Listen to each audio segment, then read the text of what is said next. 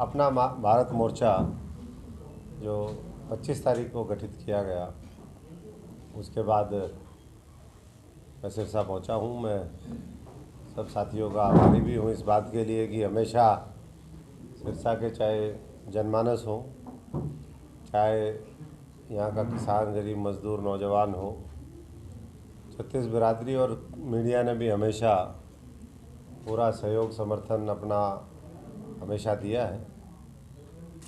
और आगे भी मैं उम्मीद करता हूँ कि आप सबका सहयोग, समर्थन, मार्गदर्शन भी, क्योंकि आपके पास फीडबैक भी आता है, वो सब मुझे भी और हमारे ये जनता के लिए, जनता के द्वारा, जनता का जो अपना भारत मोर्चा है, इसको सब साथियों का सहयोग मिलेगा।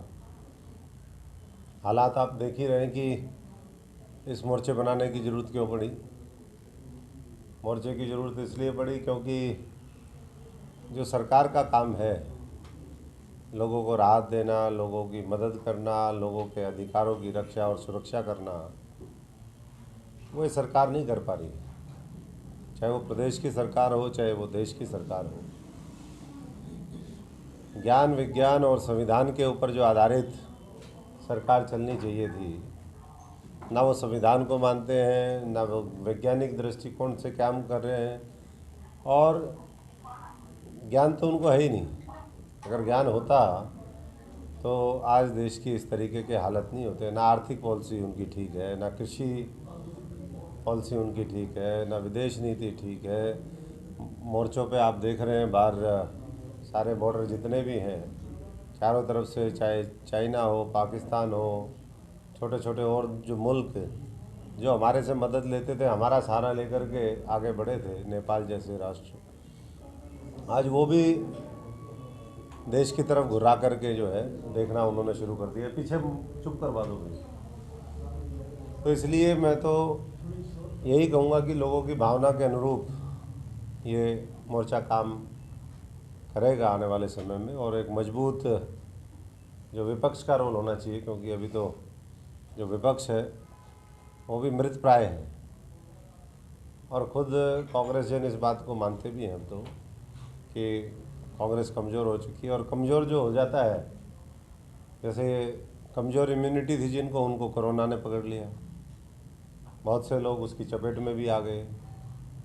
तो वैसे ही जब कोई भी दल, कोई भी व्यक्ति जब कमज़ोर होता है तो सबसे पहले वही चपेट में आता है। और इन्हीं बातों को लेकर के हमेशा हमने उस समय लड़ाई भी लड़ी थी। उस बात को तो छोड़े, अब तो पॉजिटिव नोट के साथ किस तरीके से हम इस मोर्चे को और व्यापक बना सकते हैं, देश के हर वर्ग की आवाज़ बना सकते हैं, ये हमारा आने वाले समय में ध्येय रहेगा। और मुझे पूरा यकीन है कि इस मोर्चे में जिस तरीके से, चाहे वो उत्तर पूर्व हो, चाहे वो दक्षिण भारत हो, चाहे उत्तरी भारत की बात करें, हर जगह से, पश्चिम में महाराष्ट्र, गुजरात है, सब जगह से रोज़ मेरे पास फ़ोन आते हैं कि बहुत अच्छी पहल आप लोगों ने करी, क्योंकि हमें समझ में ही नहीं आ रहा था कि हम जाएँ कहाँ। विपक्ष कहीं दिखाई नहीं देता है, वो कॉम्प्रोमाइज़्ड है बीजेपी से साठगांठ करके, वो पुराने जो उनके काले कारनामे हैं उसकी वजह से वो बोलता नहीं है। सरकार हमारी सुनती नहीं है। अगर सरकार सुनती तो आज करीबन 95 दिन से जो हमारे किसान का मेरा वर्ग आज बॉर्डर के ऊपर बैठा है, उसको इस तरीके से बैठना नहीं पड़ता। तो सारा चीज़ों का राजनीतिक जो वर्तमान हालात हैं उसको देखते हुए ये मोर्चा गठन किया गया। और हमारी हमेशा से ये पहले भी प्राथमिकता रही कि जो साधारण परिवार के लोग हैं, ग्रामीण पृष्ठभूमि के हैं, गैर राजनीतिक जिनकी पृष्ठभूमि है, लेकिन देश के लिए अच्छा काम करना चाहते हैं, उसमें युवक हों, युवतियाँ हों, अलग अलग क्षेत्र के लोग, धर्म के लोग, क्योंकि ये तो समूह है। भारतवर्ष की सुंदरता यही है कि यहाँ विविधताओं के अंदर एकता है, लेकिन आज बहुत सी ताकतें उस विविधता की एकता को खंडित करना चाहते हैं, जाति, धर्म, क्षेत्र के आधार पर देश को विभाजित करना चाहते हैं। और भी बहुत से जो भी वो शाम दाम दंड भेद लगा करके कर सकते हैं, वो करने में लगे हुए हैं। इसलिए लोगों को अपने व्यक्तिगत स्वार्थों से ऊपर उठना पड़ेगा, तभी जाकर के ये देश बचेगा। और उसी लिए ये अपना भारत मोर्चा, अपना भारत, ये सबका भारत है और इसको बचाने के लिए इसलिए सबको आगे आना पड़ेगा। यही हम लोगों ने आह्वान किया है। अब धीरे धीरे हम पूरे देश के अंदर इस मोर्चे का जो हमारा विस्तार है उसको करेंगे, लोगों के बीच में जाएंगे। क्या प्रारूप होगा, कैसे होगा, ये और लोगों के साथ अभी चिंतन मंथन हम लोगों को करना है।